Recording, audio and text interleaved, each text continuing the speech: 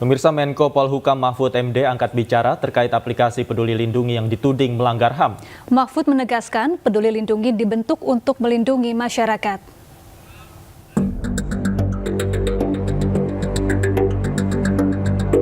Aplikasi Peduli Lindungi dituding melanggar hak asasi manusia oleh Departemen Luar Negeri Amerika Serikat dalam laporan 20 and 21 Country Reports on Human Rights Practice Jumat kemarin.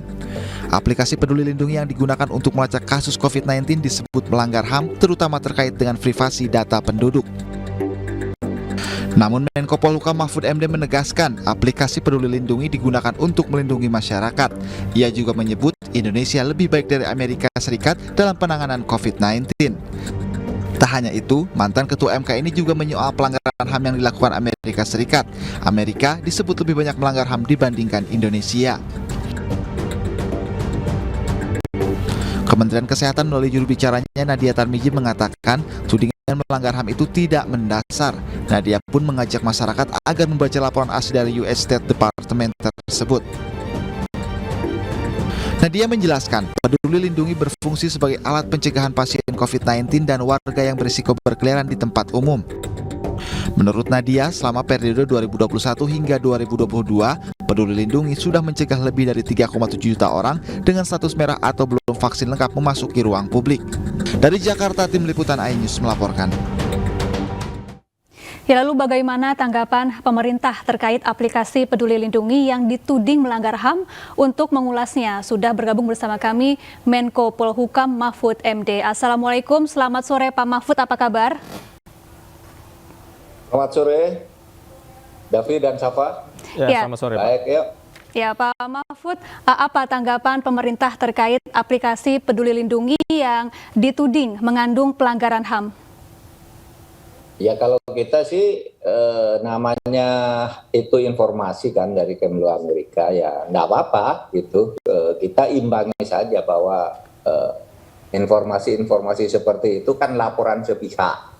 Itu kan katanya sih laporan dari LSM di Indonesia bahwa Peduli Lindungi melanggar HAM. Ya mungkin kalau pikirannya bahwa dengan aplikasi itu kan seperti saudara misalnya Davis, Safa gitu ya, punya Peduli Lindungi, kalau ke suatu tempat lalu terindikasi positif kan disuruh pulang, kemudian saudara diketahui tempatnya.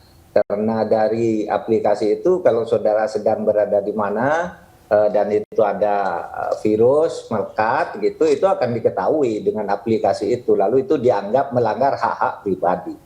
Tetapi pemerintah sendiri sudah mendiskusikan itu lama. Kita ini melindungi masyarakat secara kolektif, karena kalau bicara soal hak asasi itu ada hak asasi yang sifatnya personal, privat tadi, di mana masalah-masalah pribadi tidak boleh dimasuki. Tapi kemudian ada perlindungan kolektif, seperti itu, perlindungan masyarakat pada umumnya agar COVID ini tidak menyebar, lalu kita batasi hak-hak asasi yang sifatnya personal itu, misalnya Anda harus pakai masker, Anda tidak boleh pergi ke sana, Anda jangan berkumpul ke tempat ini, jangan masuk ke tempat ini, jangan menuju itu dan sebagainya. Itu memang pembatasan dan itu bisa diatur antara lain dengan aplikasi Peduli Lindungi itu. Nah, oleh sebab itu kita lihat saja hasilnya. Hasilnya itu dari berbagai pemeringkatan keberhasilan, Indonesia kan jauh lebih baik dari Amerika ya di dalam menangani COVID.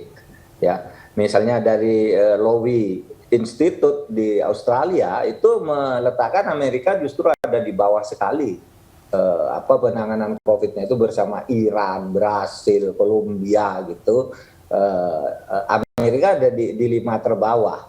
Nah, Indonesia kan masih jauh di atas itu. Di ASEAN, Indonesia itu nomor 1. Bahkan dalam aspek tertentu, Indonesia itu termasuk 4 besar dalam penanganan COVID itu. Setelah China, Jepang, Indonesia, dan sebagainya, Indonesia masuk di situ. Kelompok yang terbaik. Dan nyatanya sekarang ini, alhamdulillah, pelandaian terinfeksi COVID itu secara konsisten, itu berjalan bagus seperti Anda ketahui kan, diumumkan setiap hari. Dan itu pengumuman itu bukan pengumuman hoax, karena itu juga dicatat oleh dunia internasional pengumuman Indonesia dan faktanya, dan kita relatif kan sekarang lebih nyaman, tidak lagi diteror dan dihoror oleh COVID kan gitu. Baik, baik. Pak Mahfud, salah satu yang disoroti juga kemungkinan bocornya data yang selama ini dikoleksi oleh aplikasi Peduli Lindungi. Data milik masyarakat ini mereka soroti kemungkinan bocor dan bisa disalahgunakan. Nah, bagaimana selama ini pemerintah mengelola data milik masyarakat?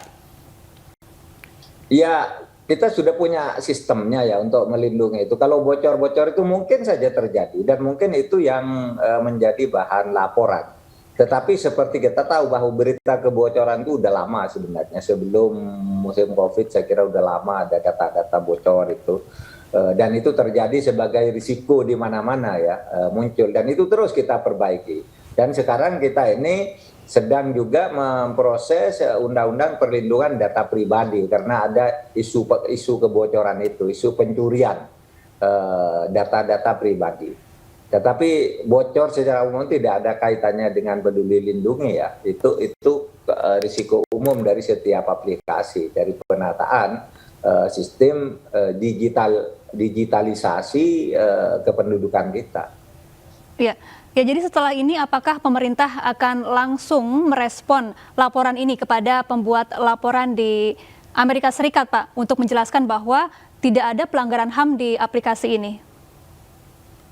Kita tidak perlu menanggapi, keenakan Amerika kok langsung direspon. Dia bicara ke umum, kita bicara ke umum aja. Seperti saya dengan Anda ini, mainnya gitu aja, ngapain juga ditanggapi. Karena begini ya, di Amerika itu, di Dewan HAM PBB itu ada satu unit, namanya Special Procedure Mandate Holders gitu. Satu kelompok ahli itu yang menerima laporan-laporan pelanggaran HAM. Dan itu hanya menerima saja, bukan menginvestigasi. Seperti Anda membuat seperti papan pengumuman gitu, orang masang di situ. Nah, Indonesia kemarin tuh mendapat laporan 19 kali pelanggaran HAM di situ. Orang ribut, wah Indonesia 19 kali. Anda tahu enggak, pada kurun waktu yang sama itu Amerika mendapat 78 kali laporan. Pada kurun waktu yang sama ketika Indonesia itu dilaporkan oleh 19 LSM sebanyak 19 kali. Dilaporkan oleh LSM, oleh banyak LSM sebanyak 19 kali. India 61, Turki banyak juga. Dan Indonesia itu ya, nggak apa-apa, kita nggak usah harus nanggapi. Memang di dalam aturan itu ketika SPMH itu menempelkan laporan-laporan yang masuk dari masyarakat, pemerintah Indonesia itu boleh memberikan tanggapan, tapi boleh juga tidak. Seumpama memberi tanggapan juga tidak didiskusikan, cuma ditempel di pengumuman di situ, kira-kira itu diposting di situ, di tempat pengumuman itu. Jadi itu biasa saja, dan menurut saya bagus. Lalu lintas informasi internasional itu bagus, karena satu, kalau terjadi sesuatu yang serius, orang bisa melapor, dan pemerintah di setiap negara itu bisa berhati-hati karena laporan bisa masuk. Tetapi kalau berpikir Indonesia sekarang sedang akan diinvestigasi oleh Perserikatan Bangsa-Bangsa tentang pelanggaran HAM, itu semua omong kosong, tidak ada.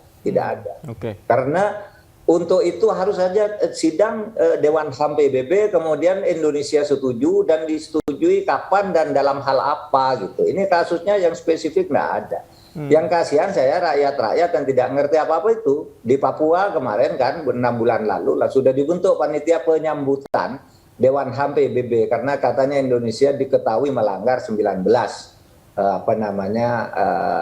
HAM, pelanggaran HAM. Ya tidak ada apa-apa sampai sekarang. Wah, memang cuma Anda pun yang menjadi jurnalis gitu melapor terjadi ini, di situ juga ditempelkan sebagai laporan, tidak diverifikasi dan tidak diinvestigasi. Beda nanti kalau ada kasus khusus tuh masuk ke Dewan HAM-nya. Ya, ada Dewan HAM. Di mana di sini Indonesia menjadi salah satu anggotanya, Bu Retno itu anggotanya. Di situ yang membahas soal pelanggaran HAM di berbagai negara. Kalau cuma informasi seperti itu ya nggak apa-apa. Kita juga bisa setiap hari laporan. Mungkin orang kalau ada yang bayar gitu ya laporan gitu ditempel di situ gitu kan banyak. Yang saya dengar kan begitu, orang buat laporan karena dibayar. Dimuatlah foto kegiatannya di satu daerah yang katanya ada pelanggaran HAM lalu dilaporkan gitu, ada yang bayar. Padahal itu juga tidak ditindaklanjuti juga. Tetapi itu penting. Saya setuju PBB punya itu agar dunia internasional itu turut menjadi cermin dari apa yang kita lakukan. Oke, baik Pak Mahfud, ini kan laporan ini berasal dari LSM begitu ya, melaporkan kepada pemerintah Amerika Serikat. Nah, banyak juga LSM yang mungkin menyoroti persoalan pelanggaran HAM khususnya di aplikasi milik pemerintah Indonesia. Nah, tanggapan Anda terkait LSM ini seperti apa, Pak Mahfud?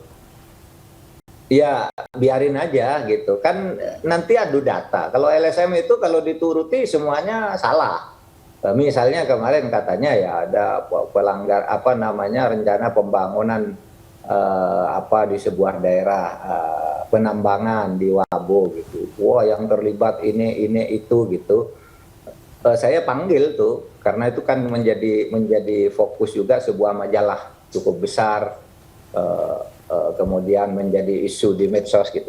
Saya undanglah 4 menteri yang mengurusi itu. Siapa itu? Menteri SDM Pak Arifin Tasrif, lalu Menteri BUMN Pak Erik, lalu Menteri Investasi Pak Bahlil gitu. Ya ternyata tidak ada apa-apa karena misalnya untuk penambangan di Wabo itu menurut undang-undang tidak boleh sembarangan. Itu harus dilakukan oleh BUMD dulu, lalu BUMN. Itu pun sekarang masih simulasi. Sesudah studi layak yang panjang nanti ada IUP, izin usaha pertambangan. Ini belum masuk ke IUP. Sesudah IUP itu oke, itu nanti prosedur pelaksanaannya itu perlu waktu 20 tahun gitu. Karena memang tidak boleh sembarangan. Itu kan anak persoalan dari Freeport dulu. Sesudah selesai dengan Freeport lalu dibuat aturan bahwa untuk penambangan baru harus begini. Nah, sekarang isunya katanya masyarakat adat sudah diusir, ada sebuah di mana masyarakat adat di mana gitu. Tapi tidak apa-apa, itu penting agar kita berhati-hati. Cuma saya yang mendapat informasi itu langsung undang menterinya, saya langsung laporlah ke presiden. Saya Pak ini ada ini nanti saya handle. Itu sesudah dihandle nggak ada apa-apa sampai sekarang, silahkan aja kalau ada data sampaikan. Itu bagus juga lah bagi saya. Baik, terima kasih Pak Mahfud MD, Menko Polhukam Republik Indonesia telah bergabung bersama kami di iNews Sore.